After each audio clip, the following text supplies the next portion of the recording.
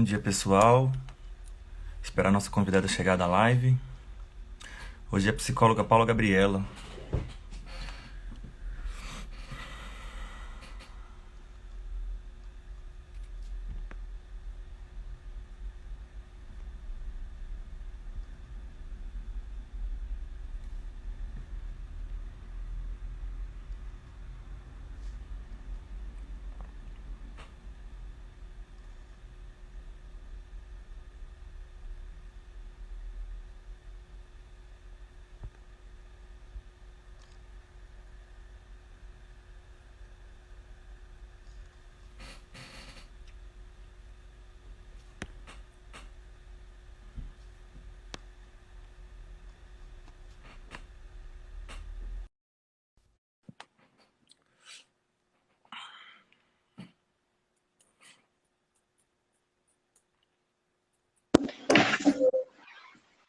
Opa! Oi, Paula. Oi, bom dia. Bom dia, tudo bem? Tá bom o Você áudio, tá, será? você tá me ouvindo bem? Tô, e você? Também, tá tranquilo. Então, vamos lá, já tem uma galera aqui. Hoje começou, tá movimentado, que bom. A gente já tá com 10 São meus pessoas. alunos. Ai, que maravilha! Então, vamos lá. Se É só apresenta arrumar aí. aqui. Beleza. Pronto, acho que ficou bom. Tá massa? De boa. Se apresenta aí, fala de você, fala a sua formação, o que é que você faz, o que é que você tá fazendo e tudo mais, pra galera saber melhor. Bom, eu sou psicóloga clínica, né? Sou professora de psicologia. Tenho me especializado na área de estudos étnicos e africanos. Faço parte de alguns movimentos, enfim, algumas organizações que têm discutido, né, racismo e saúde mental, né, e é isso. Oi para os meus estudantes, meus alunos que estão aí. Massa, massa. Então, vamos lá, vamos conversar, assim, sobre essa coisa da saúde mental em tempos de crise, né? Não só por causa de um isolamento, mas em outras situações, assim. Queria abordar contigo o todo, tipo assim, todas as pessoas, todos os grupos, como tá sendo, assim, o que é que você tem percebido nisso tudo, e depois a gente chega nas minorias, assim, e em outros grupos. Assim, né, eu quero até agradecer. Eu acho que todo espaço que a gente tem para falar de saúde mental é muito importante, né? No dia a dia, a gente tem uma tendência de, né, prestar muita atenção quando a gente tem uma gripe, uma dor no estômago, mas a gente ignora muito a nossa saúde mental.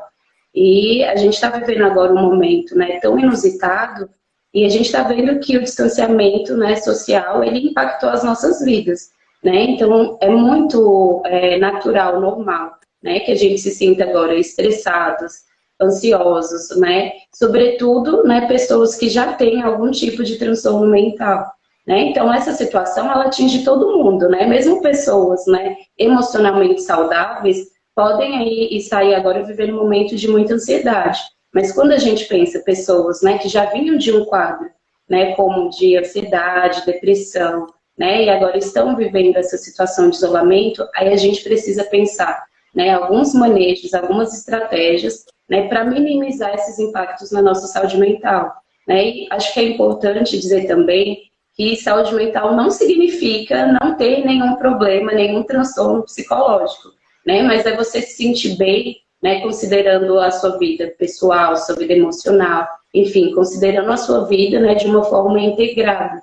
Então, a gente falou muito sobre autocuidado, sobre afeto, sobre saúde mental, mas acho que o fato da gente falar tanto mostra o quanto que ainda é difícil para a gente, né, vivenciar, enfim, né, esse cuidado com a gente mesmo. Entendi, realmente, realmente. Né? É, E você falou também, acho que sobre as minorias, né, acho que é importante dizer que a gente tem grupos, né, que vivem em situações de vulnerabilidade social, né, e acho que o racismo, né, que é algo que eu tenho discutido sempre, ele dificulta a vida de negras e negros, né? Enfim, todas as instâncias. Então, nessa situação não seria diferente, né? Então, acho que a gente vive um país que é muito desigual e a gente precisa pensar também nos impactos dessa desigualdade na nossa saúde mental, porque a nossa saúde mental, ela é impactada por tudo.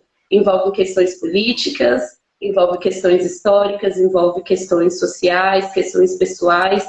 Então, não existe, né, uma pessoa que ela consegue manter sua saúde mental sem pensar, né, na social, sem pensar o contexto histórico, político, social que ela está inserida, né? Então, a gente vive um momento de muitas incertezas, né, muitos problemas, e que isso tem uma afetação também direta na nossa saúde mental.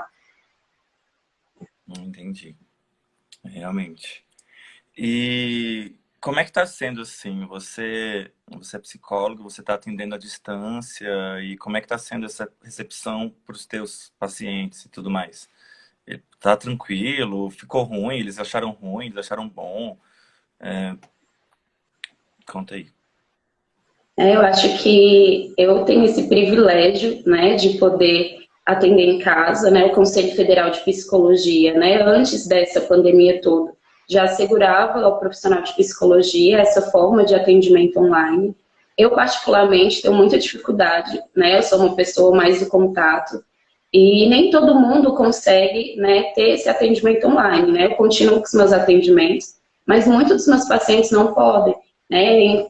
Vou até aproveitar essa pergunta para discutir algumas coisas que, né, a gente precisa ter um olhar mais cuidadoso nessa situação, que é assim, a gente tem como medidas preventivas, né, o coronavírus, evitar aglomeração e a higienização.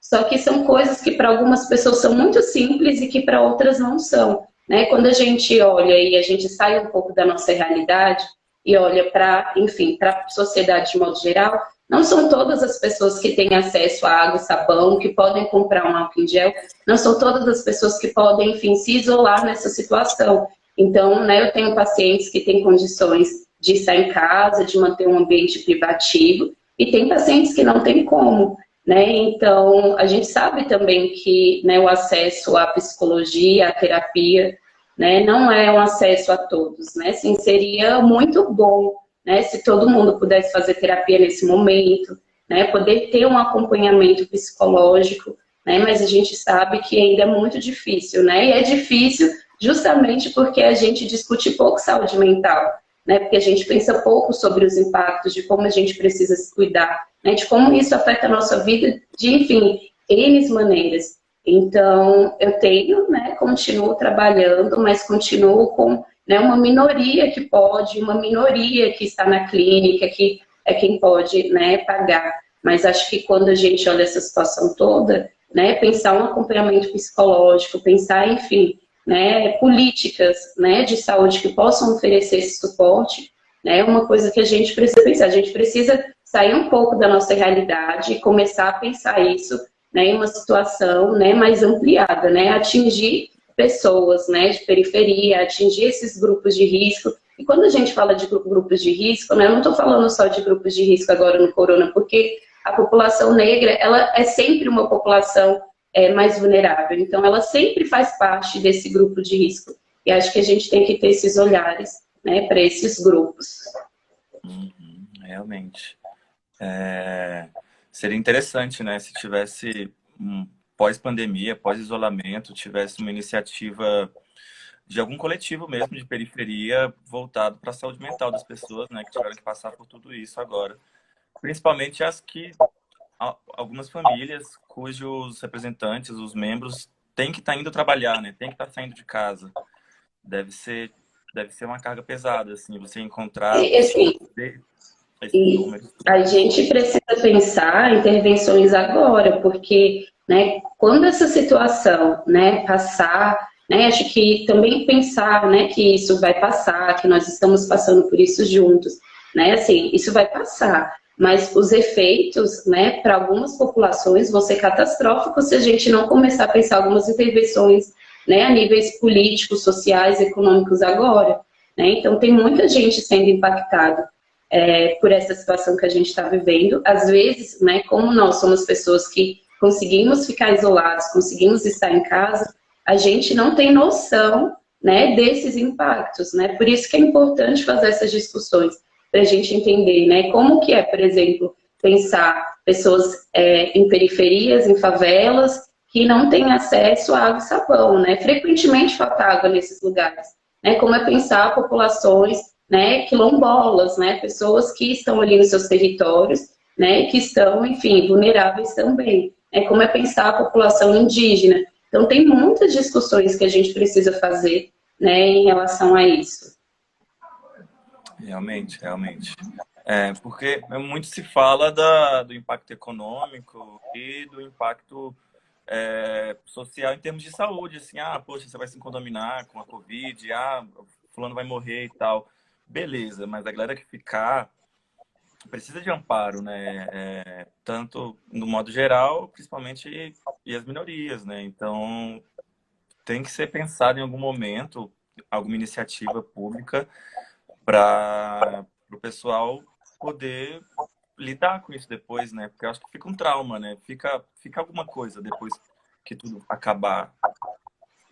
E a gente pode pensar várias iniciativas, porque assim, né, pensar, por exemplo, a higienização, né, nesses lugares de maior aglomeração, disponibilização, enfim, de, né, sabonete, água, álcool em gel, pensar, enfim, formas, né, desses grupos, né, mais vulneráveis serem isentos de pagamento de água, luz, internet. Tem várias estratégias possíveis, né, mas os interesses que não atendem essa população, né? E acho que, pensando também em estratégias, acho que para quem está em casa, né, para quem, enfim, tem conseguido cumprir esse isolamento, tem muitas formas, muitos manejos, né? Porque é engraçado, as pessoas pensam que por sermos psicólogos ou psiquiatras, que isso não atinge a gente. Isso atinge, né? Eu sou uma pessoa mesmo muito ansiosa, mas o que acontece é que eu acho que nós temos manejos, né? Muitos manejos para lidar com isso. Então, acho que para quem está em casa,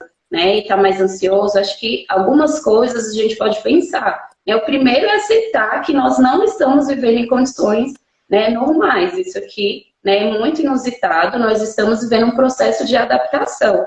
Né? Então, é normal se sentir inseguro, é normal sentir medo, é normal sentir ansiedade.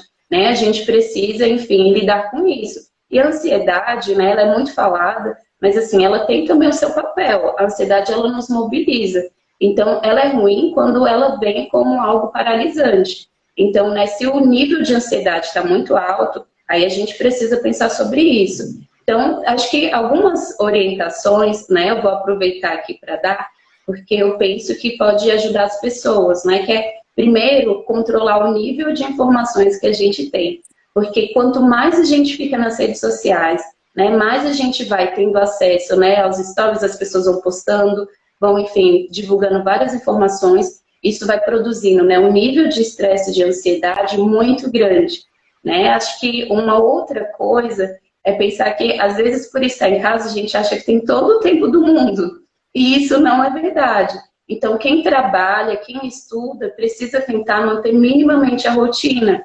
E aí, assim, né, se você tem condições, né, de sair, por exemplo, do seu quarto, né, e trabalhar em outro ambiente, é recomendável, porque senão você fica o dia todo na cama, você fica o dia todo de pijama. Então, a gente não tem como sair desse ambiente, mas a gente precisa reorganizar esse ambiente de casa. Então, trocar de roupa, né, assim, procurar, se for fazer alguma atividade, né, num quarto que esteja sentado, né, se comunicar com as pessoas, porque, engraçado, né, quem está agora nessa situação de isolamento com a família, tem vivido também muitos conflitos, porque, né, o convívio familiar, né, nessa forma intensificada como está sendo, provoca muitas discussões. Então, quem estuda, quem trabalha, né, é importante dizer os horários, né, fazer esses acordos em casa e respeitar esses horários, né, das outras pessoas também. Né, e tentar fazer aí também as coisas que, né, gostam, como, enfim, ouvir uma música, assistir filme, né, tentar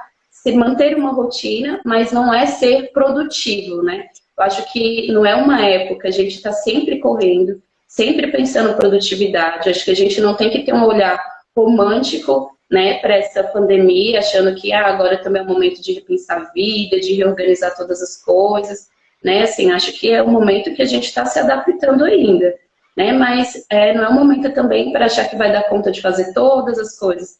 Tem gente que acorda e pensa assim, não, né? Eu vou fazer uma lista, e aí faz uma lista de coisas que não são possíveis, né? Então é importante a gente manter a rotina, mas com coisas possíveis de serem cumpridas, né? Sem pensar que precisamos ser produtivos o tempo todo, acordar, fazer mil atividades, né? Fazer as coisas no nosso tempo, dentro das nossas condições, né? Para isso não gerar, né? Não ser mais um processo de culpa, né? Não ser mais um processo, né? De estresse, né? E se, né? Acho que as pessoas perceberem que realmente não estão conseguindo lidar, que está sendo difícil demais, né? Muito estressante. Acho que uma informação primordial é peça ajuda, né? Assim, procure um atendimento, quem pode, né? O site, a gente tem um site do CRP daqui de Brasília, CRP1, então, né? Tem muitas, enfim, pessoas que estão atendendo online, né? Tem algumas pessoas que estão fazendo atendimentos gratuitos também nesse período, atendimentos voluntários. Então, se você percebe que você está com nível de ansiedade muito alto, você não está conseguindo, né, segurar a onda, procura ajuda, né? Se a gente precisa, acho que entender que saúde mental também se trata disso. A gente reconhecer os nossos limites, né? E a gente conseguir pedir ajuda no momento que a gente vê que não está dando conta sozinho. Realmente, realmente. Achei muito interessante que você falou sobre. A gente realmente não pode estar romantizando, né, a produtividade, assim, porque, poxa, eu tô em casa, vou fazer uma lista de coisas realmente e vou tentar cumprir tudo. E se eu não cumprir, eu vou ficar frustrado comigo mesmo, porque, poxa, como assim não tô conseguindo realizar, já que eu tô em casa, não sei o quê, e você acaba se colocando um limite que é acima do seu e você adoece também, né, do mesmo jeito. É muito interessante isso. Realmente é muito importante a gente se observar, né? Uma coisa que, né, acho que essa situação toda do coronavírus também tem trazido algumas coisas para a gente pensar, né? As pessoas, elas costumam sugerir que quando alguém está com transtorno mental ou passando por alguma situação, né, que envolva saúde mental, o isolamento é uma prática, né, seria uma prática de saúde. Então, constantemente, né, a gente convive com pessoas adoecidas, cada vez mais as pessoas, né, têm enfrentado problemas psicológicos, questões psicológicas, e aí às vezes a gente sugere assim, essa pessoa tem que ser internada, essa pessoa tem que ser isolada. Eu acho que, né, se é o momento, né, propício para a gente pensar isso, é agora. Né, o isolamento, ele não é uma prática, né, de saúde mental. Acho que tem casos, né, específicos, né, e assim, né, como uma última instância em que a gente precisa pensar na internação. Né? Então, é um momento também para a gente refletir um pouco como, né, é difícil a gente lidar com o isolamento, como as práticas, às vezes, que a gente sugere para a saúde mental, né, são práticas agressivas, né, são práticas que não favorecem isso, e como a gente precisa se olhar e entender que é importante fazer terapia, é importante a gente entender também que, né, ansiedade não é besteira, depressão não é falta de Deus, né? A gente agora tem falado muito sobre saúde mental, eu tenho acompanhado algumas lives, muitas pessoas falando sobre autocuidado, muitas pessoas pensando saúde nesse momento, e eu espero que quando a gente sair, né, dessa situação também de isolamento, a gente consiga fazer essas mesmas reflexões e pensar a importância desse autocuidado. Né? A gente é muito negligente e a gente ainda tem muitos estereótipos, muitos estigmas sobre o profissional de psicologia, sobre saúde mental. Né? As pessoas pensam que é só ocupar a mente e todos os problemas vão ser esquecidos, ou que, né, às vezes, a medicalização, né, é o melhor das soluções, né, para alguma questão. Então, pensar agora, né, que lidar com as próprias questões, que o profissional da psicologia é um profissional muito importante, que saúde mental, né, precisa ser pensada com cuidado, né, enfim, fundamental para a gente seguir aí de forma saudável. Acho que alguém mandou Olha, uma pergunta. surgiu uma pergunta aqui, deixa eu ver. Ai, como é que é o acesso? Ah, Paula, sobre a questão Eu racial em Israel, a mortalidade da população negra foi maior, assim como contágio. Como você enxerga isso no Brasil? Isso que é a Fernanda, né? Essa pergunta da Fernanda, ela é muito interessante, porque a gente tem um índice de mortalidade muito alto, né, em alguns países, e a gente precisa pensar também o contexto, né, desses países, né? A gente tem, né, assim, esse sistema, né, que é o SUS, né, que é um sistema público de saúde. Então, a gente não tem isso, por exemplo, nos Estados Unidos. Então, quando a gente pensa que a gente vive em uma situação, né, de que o racismo é estrutural, a gente vai ver que isso vai também afetar a vida das pessoas, né, politicamente, economicamente. Então, se historicamente eu tive, né, pessoas, né, desfavorecidas também no meio da economia, essas pessoas, né, não vão ter acesso a um plano de saúde, não vão ter acesso a uma moradia, enfim, né, com o mínimo, né, que a gente espera, né, de cuidado, de qualidade. Então, óbvio que numa situação dessa, essas pessoas vão ser mais impactadas.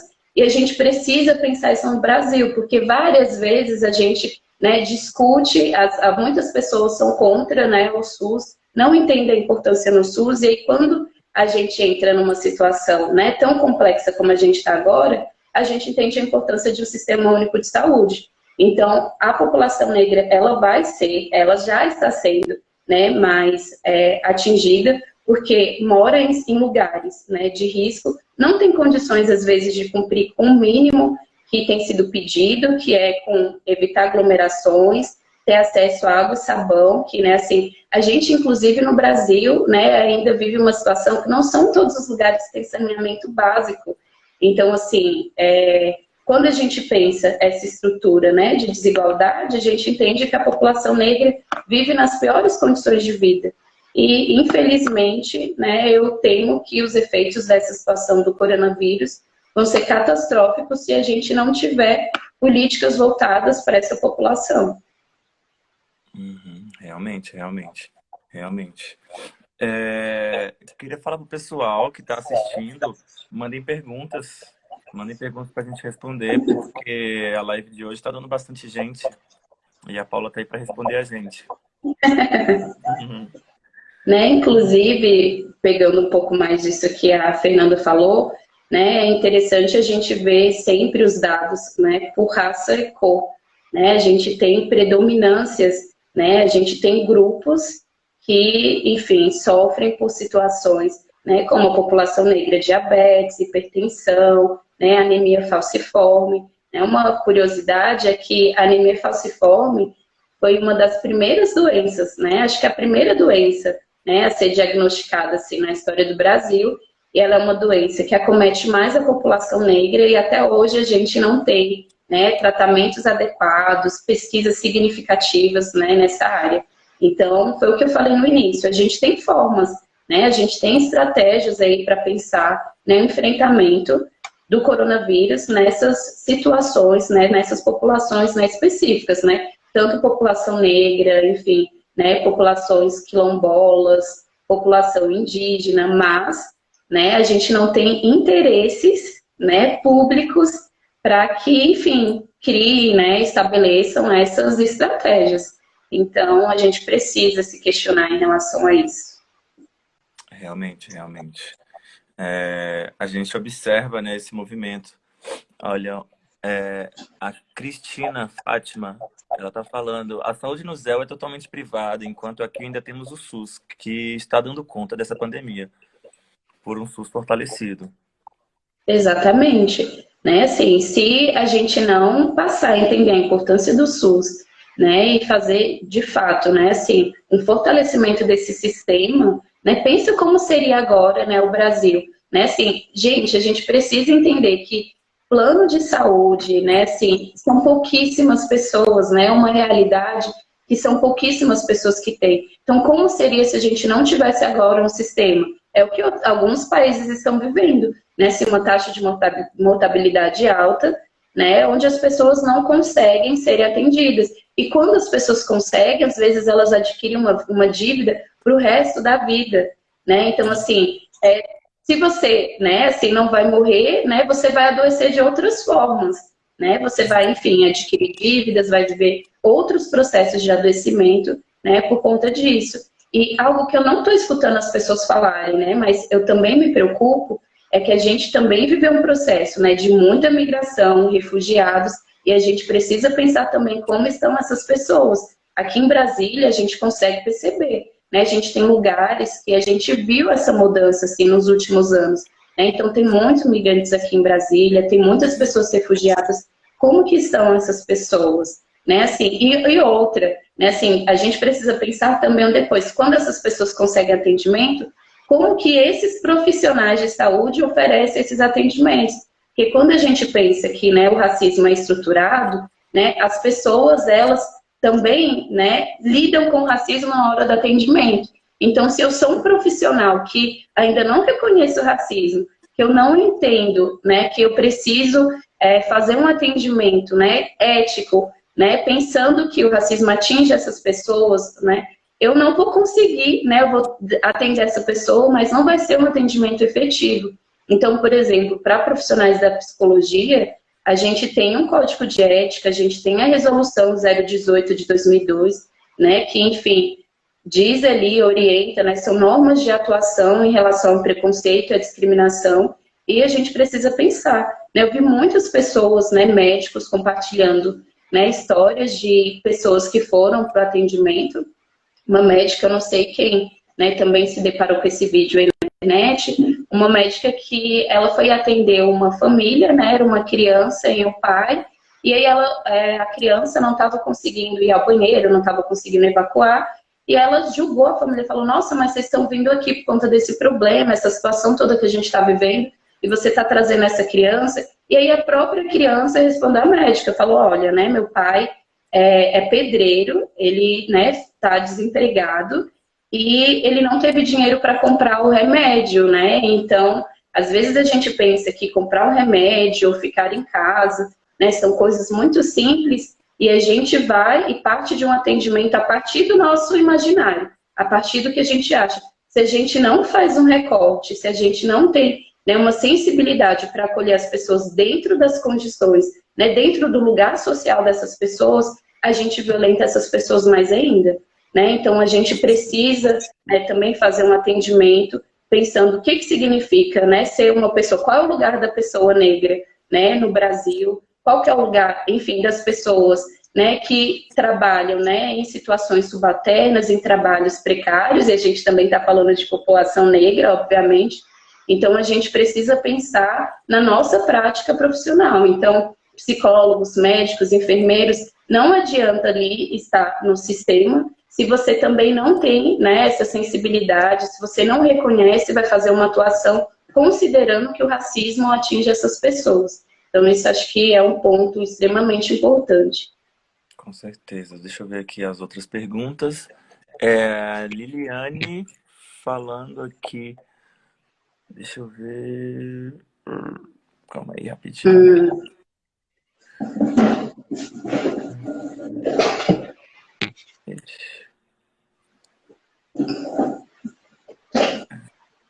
Calma aí. Tô lendo aqui a pergunta da Liliane, né? Que é, como você vê a saúde e a precarização do trabalho dos profissionais de psicologia com essa quantidade de trabalhos voluntários nesse período? Eu acho que se tiverem psicólogos aqui, né, vamos começar a falar disso, porque, né, inclusive, conheço a Liliane, isso é um ponto importante. As pessoas desvalorizam muito, né, a psicologia, porque às vezes a psicologia ela é confundida com aconselhamento, as pessoas, né, acham que um amigo, que de repente, né, uma figura religiosa, né, tem a mesma competência técnica, científica, né, para lidar com algumas questões emocionais. E por isso que a gente tem essa situação hoje, que é as pessoas não valorizam, né, não entendem de fato o que é saúde mental, a importância da gente pensar isso, e aí, consequentemente, não valorizam os profissionais da área da psicologia. Então, a gente, enfim, faz um curso que é extremamente difícil, a gente precisa se qualificar muito, né, depois dessa graduação, a gente sofre com essa desvalorização, com os salários, com as cargas horárias que às vezes, né, são grandes e os salários são reduzidos, e aí as pessoas também entendem que é uma profissão que tem que ser voluntária, né? Então, assim, ajudar o próximo como se, né, não fosse algo também que a gente precisasse fazer para sobreviver, enfim, né? Não ver como um trabalho. Então, eu acho muito delicado, né, e muito complicado quando a gente pensa essa situação do voluntariado, porque a gente precisa, inclusive, de, enfim, áreas, lugares, setores, onde as pessoas, né, onde esses profissionais, né, remunerados, possam atender a população. Então, se a gente não tem esse incentivo, né, do governo, se a gente não tem esse olhar, né, da população de que é uma profissão e de que isso é extremamente importante, as pessoas acham que tem que ser um serviço voluntário. E a população, inclusive, sofre com isso, porque, assim, quantas pessoas, às vezes, se deparam com uma situação, né, na família, ou com amigos, ou mesmo já passaram por essa situação de muita ansiedade, ou uma crise, ou um surto, e não sabe para onde ir, né, não sabe onde procurar, por exemplo, atendimento de psicologia gratuito. A gente tem pouquíssimos lugares, né, a gente tem, às vezes, aqui em Brasília, né, vou fazer um mapeamento rápido, a gente tem as clínicas e escolas, que, né, assim, não são adequadas também para alguns atendimentos, porque são estudantes de psicologia, geralmente dos últimos semestres, que estão prestando esses atendimentos para a população em troca da formação, né? Então, às vezes, o tratamento não é continuado, não é um tratamento que ele, né, assim, o aluno ele ainda não tem, né, um preparo, uma experiência profissional. Não significa que não vai prestar um bom atendimento, né? Mas significa que a gente precisa, né, de condições melhores para pensar isso também. E a gente tem, acho que isso, né? Assim, aí em casos de situações mais graves, a gente tem, enfim, um hospital psiquiátrico, a gente tem um fluxo, né, no sistema de saúde para isso. Mas se eu não tenho aí, enfim, condições de fazer o atendimento psicológico pago, como que eu vou cuidar da minha saúde mental? E se eu não valorizo esse profissional, se eu não entendo que isso é importante, como que a gente também vai ter, enfim, setores, enfim, concursos e outras possibilidades para que esses profissionais possam atender? Se a gente fizesse uma discussão de saúde mental, reconhecendo o quanto isso é importante, né, e se a gente, né, demandasse, né, atendimento psicológico, como a gente demanda outros atendimentos na área da saúde, com certeza a gente teria mais profissionais nos postos, nos hospitais, nas escolas, enfim, em vários setores que a gente precisa. Então, né, é um momento também para a gente valorizar o profissional da psicologia, reconhecer que a psicologia não é aconselhamento, né, um amigo não é psicólogo, né, enfim, uma figura religiosa não é psicólogo, psicologia é uma ciência, né, uma profissão, a gente tem assim, um caráter técnico, científico, não é qualquer pessoa, né, que consegue fazer um atendimento, que consegue fazer uma intervenção, e por isso que nós temos profissionais especializados na área, né, a gente precisa fortalecer essa profissão também. Ainda aqui sobre os atendimentos de Brasília, a Cristina está falando, né, que aqui temos o CAPS, com bons atendimentos. Isso, né, a gente tem o CAPS, que são o Centro de Atenção Psicossocial, e o CAPS, né, ele se divide, né, a gente tem o CAPS para adulto, que são para transtornos mentais severos e persistentes, temos o CAPS infanto, né, juvenil, que aí são pessoas, né, crianças e adolescentes com transtornos mentais, e nós temos os CAPS ADs, que é para uso de álcool e outras, né, e a gente precisa pensar, muito bom, né, Cristina ter falado sobre isso, porque a gente vive um momento, inclusive, de, né, desmantelamento dos CAPs, né, a gente críticas, né, a gente com a entrada, né, desse governo, a gente não tem mais política de redução de danos, né, no CAPS, as pessoas, né, é o que eu falei no início, as pessoas começam a sugerir o isolamento como uma prática de saúde mental, e o CAPS, ele é um dispositivo que ele vem, né, assim, para reafirmar a luta, né, antimanicomial, ele vem como resultado de, enfim, desconstruir essa lógica manicomial que a gente tem da saúde mental. Então, é um dispositivo público muito importante, né, assim, a perspectiva do CAPS é atender a pessoa onde a gente não vê, né, a pessoa que está indo ali buscar ajuda como paciente, vê como usuário, ela é ativa no tratamento dela, é uma pessoa que precisa entender o que está acontecendo, precisa saber, né, um atendimento que ele é, né, dado por uma equipe multiprofissional, então tem acompanhamento médico, psiquiátrico, psicológico, tem, enfim, assistentes sociais, então a gente pensa saúde de uma forma integrada.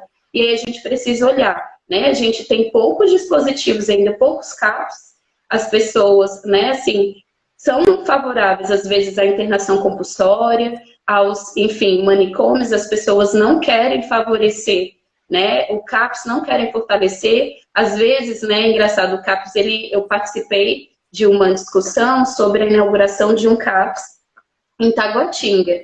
E aí o CAPS nem sempre ele não parece um hospital, porque isso é uma coisa para a gente pensar, né? Então o CAPS, ele às vezes é uma casa, é um lugar onde a pessoa que está tendo atendimento, ela participa de grupos, ela participa de rodas de conversa, ela tem acesso, né? Não é esse distanciamento médico e hierárquico, onde, né, eu sou médico, eu sou a psicóloga, você não entende do seu tratamento, você não sabe, enfim, o que está acontecendo, não. É uma outra perspectiva e é um olhar humanizado sobre essa pessoa. Então, quando estavam construindo esse CAPS em Taguatinga, a vizinhança não queria que tivesse o CAPS, porque a gente tem um imaginário de que a pessoa que tem algum transtorno mental, ela é louca, ela é irresponsável, ela, enfim, vai cometer um crime. A gente faz várias associações erradas ao transtorno mental e a gente precisa desmistificar isso. Qualquer pessoa, entendam, qualquer pessoa, em qualquer momento da vida, né, pode passar por algum adoecimento psíquico, pode desenvolver algum transtorno mental, e a gente precisa entender, né, como que a gente lida com a loucura, que ideia é essa que a gente tem do transtorno mental, quando na verdade a gente tem amigos com depressão, a gente tem pessoas na família com ansiedade, com transtorno bipolar, enfim, com várias situações, né? Então acho que, enfim, a gente precisa ainda pensar e discutir muito isso. Realmente, realmente. Olha, agradecer o pessoal aqui que está falando muito bem de você. A Cris, Paulinha, você arrasa muito. A Cleo falando, professora, você é 10. E a Daniela falando que essa live está muito enriquecedora. Que bom, acho que vou mudar aqui um pouco, porque ficou escuro, para melhorar um pouco aqui a vista. Tem mais pergunta? Eu vou ler por parte aqui da outra pergunta da Liliane. Olha aí.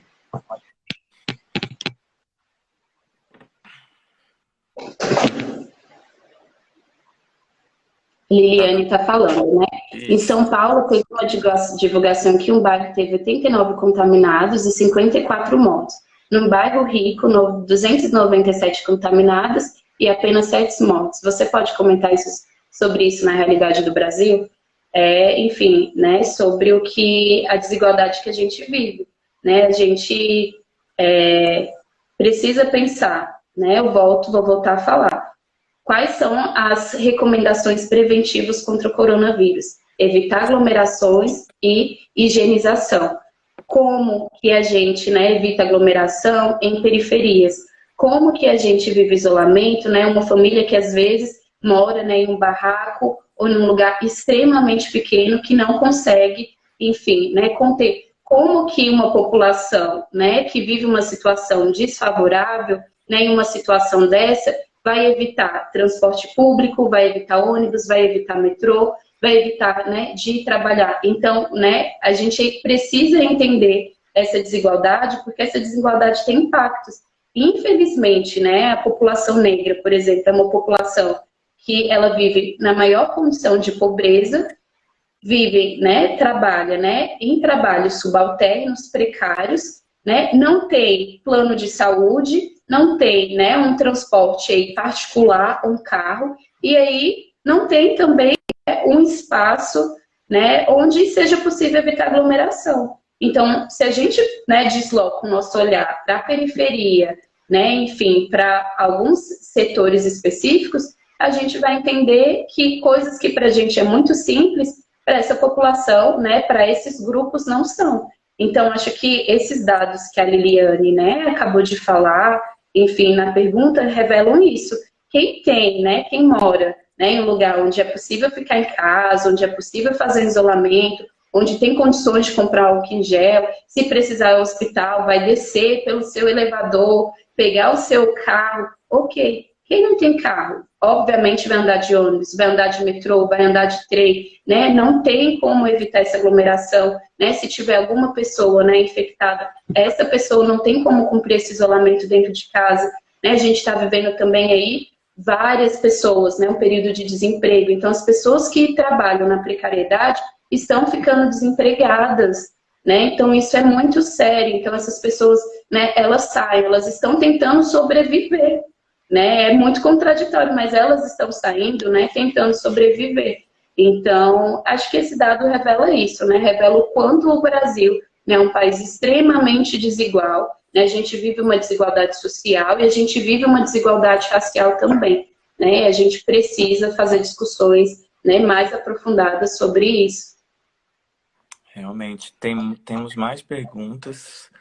Até a gente começou a comentar sobre isso, da Fernanda, olha aí. Como você vê a questão da saúde mental, né, pós-pandemia? Olha, eu acho que vai ficar um medo, né? Nós já estamos vivendo um medo, um estresse, uma ansiedade para além, né, do normal, porque não estamos em condições normais, né? E a gente precisa pensar que o que nós estamos vivendo agora vai ter efeitos, né? Assim, é o que eu falei. E os efeitos podem ser catastróficos se a gente não pensar agora, né? Se o governo não investir em algumas políticas, né, sociais, econômicas. Então, não adianta, né? Assim, a nossa saúde mental, ela envolve vários fatores, inclusive fatores políticos. Então, se eu não pensar em intervenções agora, se, né, as pessoas estão perdendo o emprego, né, e ficarem em casa e sobreviver ao coronavírus, como que elas vão sobreviver depois dessa situação de desemprego? Né? Como que as pessoas vão pensar saúde mental sem condições de, enfim, né, de assim, sobreviver, de pensar o mínimo? Né? Então, acho que a gente precisa pensar porque os efeitos vão ser grandes. Acho que se a gente não tiver agora, né, assim, boas estratégias, né, enfim, bons investimentos, né, a níveis políticos, econômicos, nós vamos ter muitas pessoas também adoecidas quando essa pandemia passar. Né, pelos efeitos que isso vai trazer, não só do desemprego, né, mas assim, se a gente não se cuidar nesse período, até a gente que está na situação de isolamento, né, se a gente não conseguir, né, manter o mínimo de rotina, manter, né, as relações, né, saudáveis com as pessoas que estão em isolamento, né, isso tudo vai gerando impactos futuros, né, mas acho que a gente precisa pensar que, né, para as pessoas que estão numa situação de vulnerabilidade, quando tudo isso passar, né, os efeitos, né, vão ser muito grandes. E claro que isso, né, dá um desespero, isso afeta a nossa saúde mental, né, de forma intensa. Realmente, é preocupante. Eu até me perdi aqui.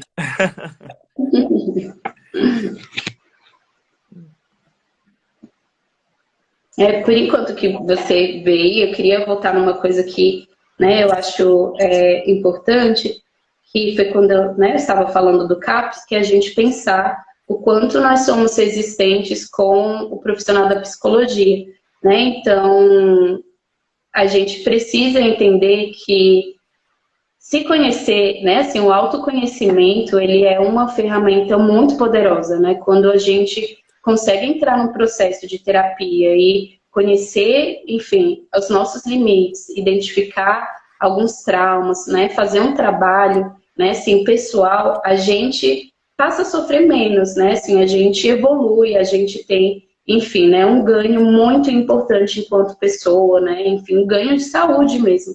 Então, né, pensar que ainda hoje a maioria das pessoas acham que um psicólogo, né, só vai te atender se você for louco, ou as pessoas só pensam psicologia em casos extremos. A gente não pensa também que a psicologia, né, ela pode ser preventiva. Então, eu não preciso ter um surto, eu não preciso, né, viver um processo de adoecimento ou ter algum transtorno mental para que eu precise, para que eu possa me cuidar. Né? Então, acho que para quem pode, né, assim, faça terapia, né? Acho que se todo mundo pudesse, seria incrível, né? Assim, poder se conhecer, poder olhar um pouco para você, lidar com os conflitos, né, que acontece. A gente vive processos, nós somos processuais, então a gente está sempre lidando com conflitos, lidando com dificuldades, com crises existenciais. Então, poder fazer terapia, poder ter esse acompanhamento é importante, né? E poder assumir que a qualquer momento, gente, qualquer pessoa pode passar por uma situação, né, mais grave de saúde mental. Então, vamos, né, ser realmente assim, mais humanos, mais empáticos com as pessoas que têm algum tipo de transtorno mental. Vamos entender que, né, o isolamento, né, a internação compulsória não é uma prática, né, saudável. A gente não tem que lutar, né, para que as pessoas sejam isoladas, para que as pessoas, né, fiquem dentro dessa lógica manicomial. A gente precisa pensar cada vez mais tratamentos humanizados, né, investir mais em CAPS, pensar que o atendimento psicológico precisa ser um atendimento público, né, e a gente só vai conseguir isso quando a gente entender a importância da saúde mental, valorizar o profissional de psicologia e passar a se cuidar mais também, né? Então a gente precisa pensar sobre isso. Realmente, olha que surgiu uma pergunta interessante. Pesquisas estão apontando um aumento da violência doméstica nesse contexto de pandemia Covid-19. O que você tem a comentar sobre isso? Né? Então, olha como que, enfim, né, a gente vive situações, né, que a gente precisa ter muito cuidado e sensibilidade para a gente pensar. A gente já vive um contexto, uma sociedade, onde a gente tem vários problemas. E, claro, isso atinge e afeta a vida dessas pessoas. Com essa situação de isolamento, essas situações, elas se agravam. Então, a gente aqui em Brasília, mesmo, Distrito Federal, é um lugar que o número de feminicídio é altíssimo, né? A gente tem que fazer um trabalho de combate à violência doméstica. Então, como é pensar que as vítimas estão agora lidando com seus agressores dentro de casa?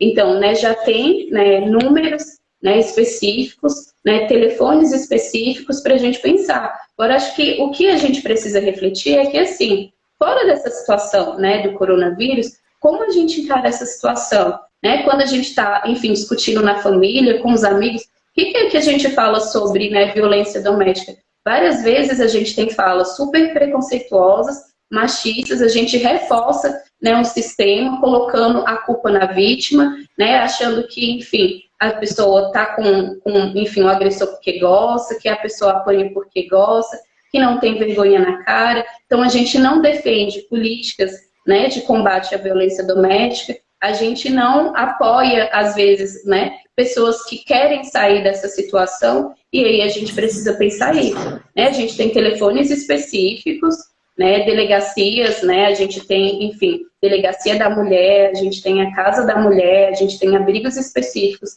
para mulheres que sofrem violência doméstica, e acho que a gente precisa divulgar esses contatos, né, romper com esse silêncio, porque quando se trata de violência doméstica, né, um dos casos que agravam é o nosso silenciamento. A gente silencia, né, às vezes, quanto pessoa da própria família, a gente silencia enquanto vizinhos, porque às vezes eu escuto, né, uma ameaça, eu escuto uma briga, e aí eu reforço aquele ditado, né, briga de marido e mulher não se mete a colher. E aí eu fico, né, então a gente tem canais de denúncia, a gente tem setores específicos, né, para acionar, e a gente precisa o tempo todo estar fazendo essa discussão, porque quando tem alguma política, algum projeto para ser votado, para ser discutido, a gente precisa entender a importância desses projetos para, em situações como essa, a gente minimizar, a gente fazer o enfrentamento disso, né? Eu acho que tudo tem a ver, né, com política. Nós somos políticos, né? Então, assim, eu acho que pensar saúde mental, pensar coronavírus, pensar violência doméstica, tem muito a ver com política. Tem muito a ver com a forma como eu penso, quais são, né, acho que o primeiro passo, quais são os meus pensamentos, o meu imaginário social sobre essa situação. Então, né, vamos aqui categoricamente. Quando eu penso em violência doméstica, o que eu penso sobre isso? Eu penso que, né, isso é falta de vergonha na cara, eu penso que essa pessoa está ali porque ela quer, eu penso que ela não sai daquela situação porque ela não trabalha, porque ela, enfim, sempre foi acomodada, depende de marido. O que eu penso? O que eu carrego aí de estigma, de preconceito sobre essa situação? Então, eu vou fazer um enfrentamento, eu vou entender que isso é cíclico, né? Existe um círculo da violência que faz com que, né, muitas mulheres permaneçam nessa situação. Eu vou entender que o machismo ele também está estruturado na nossa sociedade e que os homens precisam pensar, né, machismo, a gente precisa pensar, né, toda essa estrutura machista na nossa sociedade, e eu preciso pensar em situações, né, como essa, né, o governo tem obrigação, né, então assim, o governo precisa prestar ajuda, a gente precisa ter dispositivos para isso. E aí, se, né, eu penso que não é algo importante, que é algo que a pessoa que precisa lidar, e, enfim, as pessoas apanham porque gostam, lógico que quando tiver, né, uma proposta, leis, enfim, políticas públicas voltadas para isso, né, o meu pensamento, a minha defesa vai ser contrária. Então, eu ainda acho que a gente precisa desmistificar muitas coisas sobre racismo, sobre saúde mental, sobre violência doméstica, para a gente começar a construir políticas públicas que façam enfrentamento, né, dessas práticas de violência, porque todas essas coisas são práticas de violência, né? A gente precisa trabalhar nosso imaginário sobre isso. Com certeza, realmente. O GDF está aí, né, disponibilizando os números direto, tá aparecendo nos jornais também bastante. O pessoal está com essa preocupação mesmo. É, Aqui a Luane Cavalcante falou: eu consegui perder dois grandes medos com terapia, medo de avião e de elevador. Achei incrível esse processo.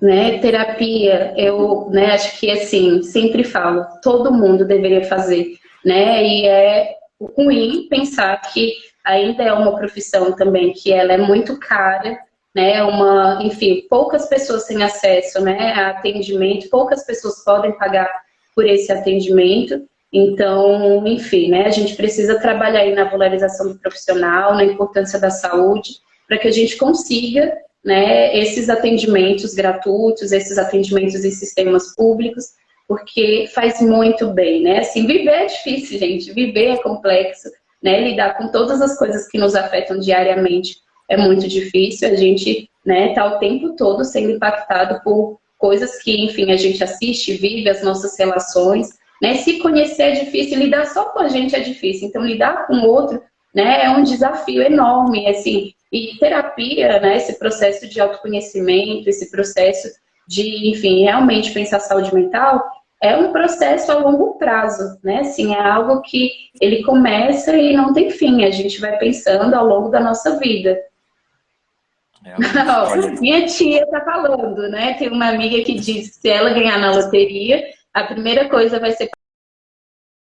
E às vezes, é inclusive, lidar com as outras pessoas, porque, né, essa situação toda mostra também outra coisa para a gente, que é, nós não temos controle sobre tudo. O que o coronavírus está mostrando, essa pandemia está mostrando? Por que a gente fica com tanto medo? Por que a gente, né, entra em processos ansiosos? Porque a gente não tem como controlar essa situação, né? Então, às vezes a gente quer controlar as relações, a gente quer controlar as pessoas, e a gente não tem como fazer isso, né? Então, poder também entrar num processo para você trabalhar melhor as relações, né, para você conseguir lidar, né, com, enfim, as pessoas que também deveriam estar fazendo terapia, né, acho que é um ganho muito grande que a psicologia consegue oferecer.